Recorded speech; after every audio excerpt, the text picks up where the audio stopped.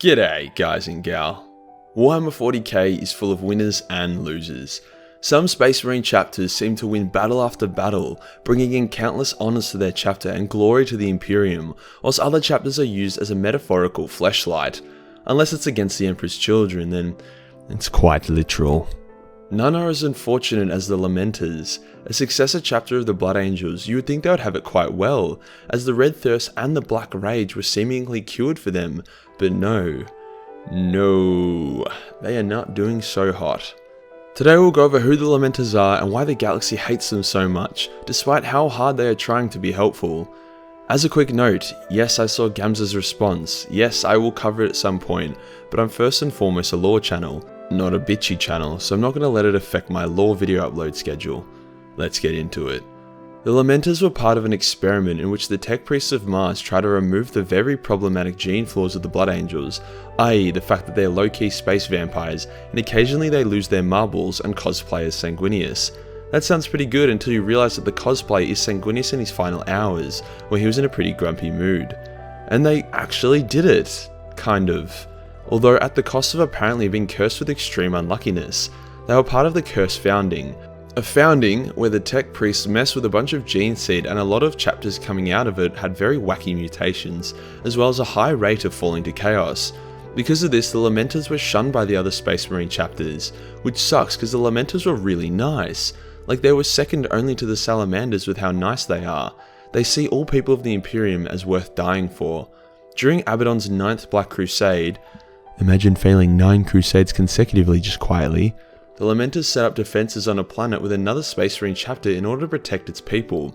The other chapter was like, nope, no way am I working with a Cursed Marine chapter, hence they abandoned the planet, leaving only the Lamenters to cop the oncoming Chaos Horde. And cop it they did. The vast majority of them died heroically defending the planet's people until the Ultra Boys and Mongolian bike riders came to save the day. The 200 or so survivors of that anal pillaging were then caught in a freak warp storm. They eventually got out of the warp 100 years later after fighting tooth and nail, but still, that sucks dude. The next action was to join a crusade with the Ultramarines as a thank you for saving them before.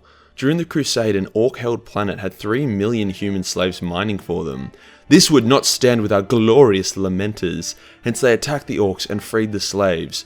Mind you, they only had about 300 Marines at this point, hence, whilst the Lamenters had the luck of a female baby born in China during the one-child policy, they were highly skilled as a chapter and barely suffered casualties liberating the slaves. It was only when a massive orc fleet randomly arrived that shit went south. The Lamenters were ready to stand and die in order to save as many slaves as possible, but the slaves were like, "Go forth to salvation, our glorious yellow heroes. We will die as a free people." Hence the Lamenters, with a heavy heart, evacuated from the planet with only 1/10 of the slaves. The rest they blew up with explosive charges and then an exterminatus to deny orcs the slaves and the natural resources of the planet. When the Lamenters returned to the Ultramarines, Marneus Calgar was impressed with their efforts and offered them a little trophy, which the Lamenters rejected because they still felt really shit about how everything turned out, you know, with 90% of the slaves dying and them losing a massive chunk of their chapter for like the 6th time. Did I mention they once suffered a random warp drive failure, resulting in widespread death for our boys in yellow? The Lamenters' luck would go from bad to worse as they teamed up with the Astral Claws, one of the only chapters who treated them well to defend a region of space. Eventually shit went sour and the Astral Claws broke off from the Imperium, with the Lamenters joining them, thinking they were justified in their actions. As loyalist forces were sent to deal with the Astral Claws and Lamenters, the Lamenters used masterful tactics to avoid any bloodshed. Shows of force, never firing lethal rounds and outnumbering their enemy were some of the ways the Lamenters avoided the conflict. However, then the Minotaurs arrived. Now, if you don't know the Minotaurs, they're basically the Imperium's war dogs, who get ruthlessly unleashed on renegade chapters. The Minotaurs kicked the shit out of the Lamenters, massacring most of their Marines, and they stole a number of their ships and gear as punishment. The kicker of the whole thing? The Astral Claws had fallen to chaos, so the Lamenters were on the wrong side all along. Whoops. The Lamenters were then sent on a penitent crusade to redeem their honour, and as expected, this went horrifically as they encountered Hive Fleet Kraken. True to their nature, they made a last stand defending the people of a planet that was in the Tyranids' way, saving countless lives but once again getting absolutely pounded in submission, with only a fraction of their chapter surviving. Oh yeah, and this encounter with the Tentacly boys has resulted in the emergence of the Black Rage within the Lamenters, so all their bad luck was for nothing. They have gone on to survive all of this, however, whilst many other chapters have been destroyed who weren't a part of the Curse founding, but to be honest, death is probably not the worst thing the Lamenters could have. It's almost like Uncle Titsnitch is constantly pushing them to the brink, only to let them survive as a twisted game of his. Because of all their misfortune, they were actually the only successive chapter of the Blood Angels who did not come to Dante's call and defend Baal when the Tyranids came. Not that Dante was surprised by their absence or anything. Since the Kraken incident, the Lamenters have actually received Primaris reinforcements, so it looks like Warhammer is not done with them yet. The Lamenters have some pretty cool characters swinging around with some pretty cool toys. Let's take a look at some of them. Firstly, we have their chapter master, Malakim Foros. As leader of the Unlucky Boys, he has a terrible life.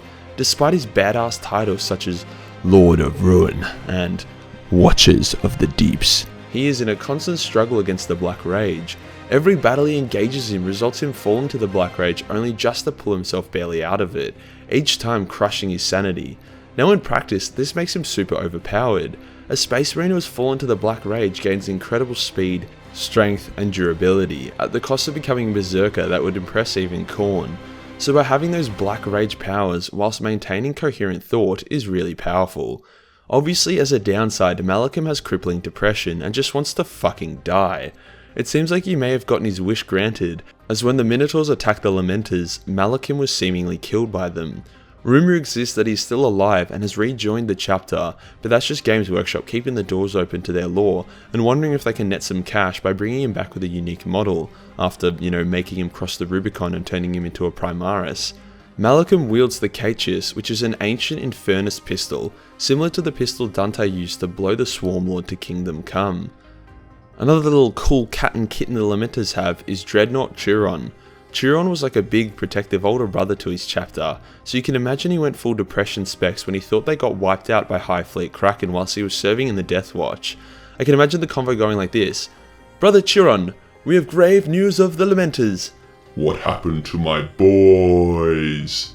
It seems they encountered and fought against High Fleet Kraken. No! My brothers! Those Xeno bastards! The good news is, Brother Chiron, that some of the Lamenters have survived." How could this happen? All my brothers are dead. "No, Brother Chiron, I am the last of the Lamenters. I must have vengeance."